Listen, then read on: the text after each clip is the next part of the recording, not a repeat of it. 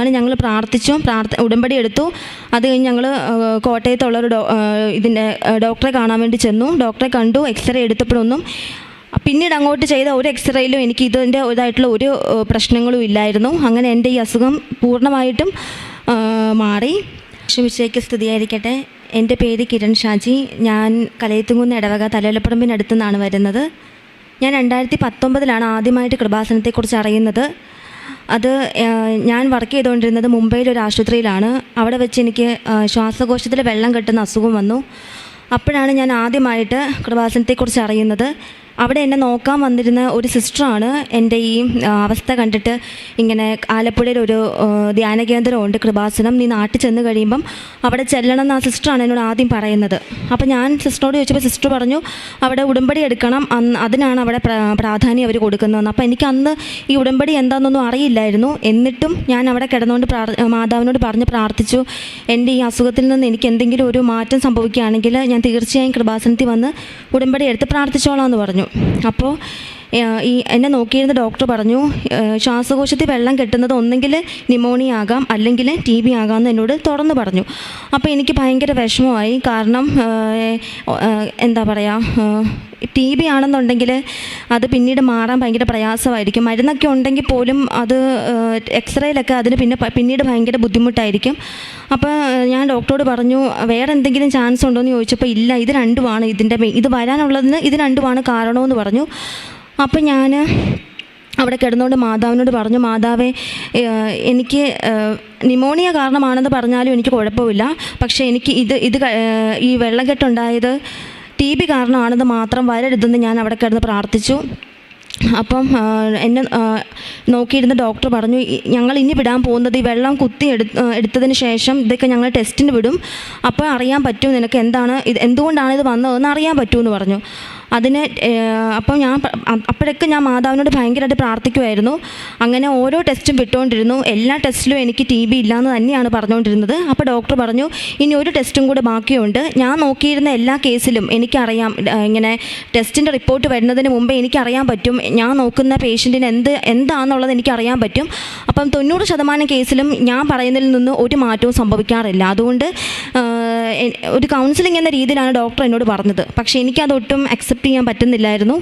അങ്ങനെ ഞാൻ മാതാവിനോട് പറഞ്ഞു, തീർച്ചയായും ഞാൻ ഇവിടെ വന്ന് ഉടമ്പടി എടുക്കാം മാതാവേ, ഈ 3 ദിവസം കഴിഞ്ഞാണ് ഫൈനൽ ടെസ്റ്റ് റിപ്പോർട്ട് വരുന്നത്, അതിലും എനിക്ക് ഒരു കുഴപ്പവും കാണരുതെന്ന് ഞാൻ പ്രാർത്ഥിച്ചു. അങ്ങനെ 3ാമത്തെ ദിവസം രാവിലെ 11 മണിക്കാണ്. 11 മണി വരെ ഞാൻ ഭക്ഷണം പോലും കഴിച്ചിരുന്നില്ല. കാരണം എനിക്ക് അത്രയ്ക്ക് പേടിയായിരുന്നു. ഇനി ഇതാണെന്നുണ്ടെങ്കിൽ ഞാൻ ഇനി മരുന്നുണ്ടെങ്കിൽ പോലും എന്താ ചെയ്യാമെന്ന് എനിക്ക് അറിയില്ലായിരുന്നു.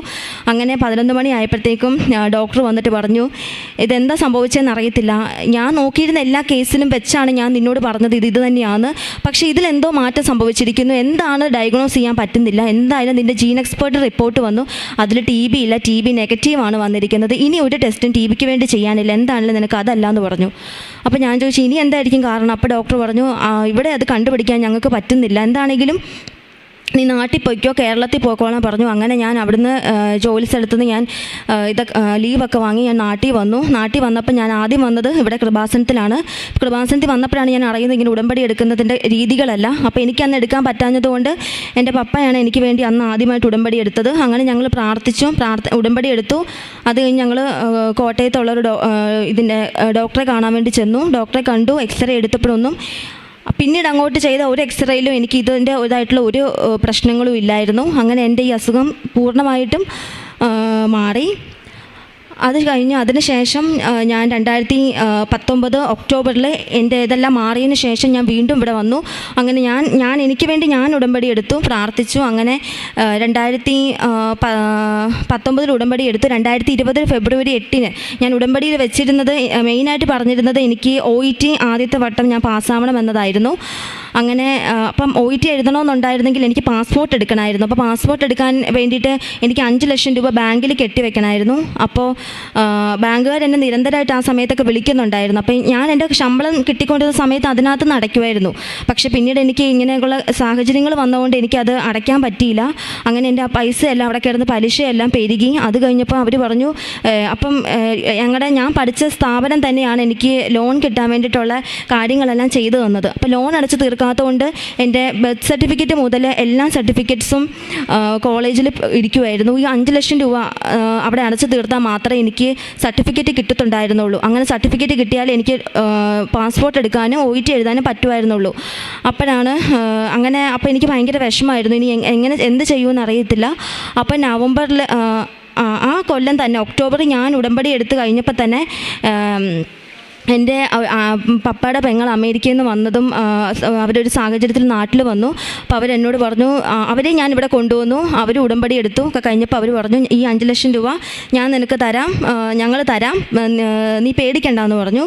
അങ്ങനെ അവർ തിരിച്ചു പോയി കഴിഞ്ഞ് ഞങ്ങൾ നവംബർ 19 ഞാൻ മഹാരാഷ്ട്രയിൽ നിന്നാണ് ഞങ്ങൾക്ക് ലോൺ കിട്ടിയിരുന്നത്. അപ്പോൾ അവിടെ പോകാൻ വേണ്ടി ടിക്കറ്റൊക്കെ എടുത്ത് കഴിഞ്ഞപ്പോഴാണ് അറിയുന്നത് ഇങ്ങനെ ഈ ഒരു കാര്യത്തിന് വേണ്ടിയിട്ട് പോകുമ്പോൾ അവർക്ക് പൈസ അടയ്ക്കാൻ പറ്റുന്നുണ്ടായിരുന്നില്ല. അപ്പം ഇതുവരെ കാശ് വന്നിട്ടില്ല. നവംബർ 19 ഞങ്ങൾ ടിക്കറ്റും ബുക്ക് ചെയ്ത് പോയി. അപ്പോൾ എനിക്ക് ഭയങ്കര വിഷമമായിരുന്നു. അപ്പോൾ ഞാൻ നവംബർ 18 പറയുന്നത് പൈസ വന്നിട്ടില്ലെന്നാണ്. അപ്പോൾ ഞാൻ മാതാവിനോട് ആ സമയത്തൊക്കെ നന്നായിട്ട് ഞാൻ പ്രാർത്ഥിച്ചിരുന്നു. അങ്ങനെ പ്രാർത്ഥിച്ചതിൻ്റെ ഫലമായിട്ട് ഞങ്ങൾ ടിക്കറ്റ് ക്യാൻസൽ ചെയ്യാനിരിക്കുമായിരുന്നു. കാരണം പൈസ വന്നില്ലെങ്കിൽ പോകുന്നതിന് കാര്യമില്ലല്ലോ. അപ്പോൾ 19-ാം തീയതി തന്നെ അറിഞ്ഞു, ഇങ്ങനെ അവർ വിളിച്ചു പറഞ്ഞു, കുഴപ്പമില്ല, പൈസ 5 ലക്ഷം രൂപ ബാങ്കിൽ വന്നിട്ടുണ്ടെന്ന് പറഞ്ഞു. അങ്ങനെ ഞങ്ങൾ അവിടെ ചെന്നു, ലോൺ അടച്ചു. കുറച്ച് പൈസയൊക്കെ ഞങ്ങൾക്ക് അവർ ബാങ്കുകാർ ഡിസ്കൗണ്ട് ചെയ്ത് തന്നു. അത് കഴിഞ്ഞ് തിരിച്ചു വന്ന് 3 ദിവസം കൊണ്ട് പാസ്പോർട്ട് കിട്ടി, OET എഴുതി. ആദ്യത്തെ വട്ടം തന്നെ ഞാൻ OET എക്സാം പാസ്സായി. ഇപ്പോൾ പോകാൻ വേണ്ടി നിൽക്കുന്നു. കരങ്ങളടിച്ച് കർത്താവ് എന്ന് പറയട്ടെ. വലിയ ഒരു സാക്ഷ്യമാണ്. ശ്വാസകോശത്തിൽ വെള്ളം കെട്ടി പരിശോധിച്ച ഡോക്ടറിന് 90% TB ആണെന്ന് പറഞ്ഞിരിക്കെ പരിശുദ്ധ അമ്മയോട് പ്രാർത്ഥിച്ചു. മോളെന്താ പ്രാർത്ഥിച്ചത്?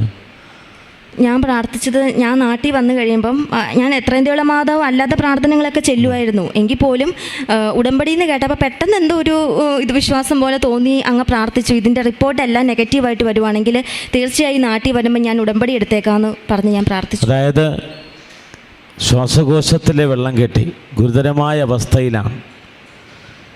TB ആണെന്ന് കണ്ട് ഡോക്ടർ പറഞ്ഞപ്പോൾ അത് ഏകദേശം ഉറപ്പിച്ചു പറഞ്ഞ സാഹചര്യത്തിലാണ് കൃപാസനം പരിശുദ്ധ ദൈവമാതാവിൻ്റെ മാധ്യസ്ഥം തേടി പ്രാർത്ഥിച്ചു.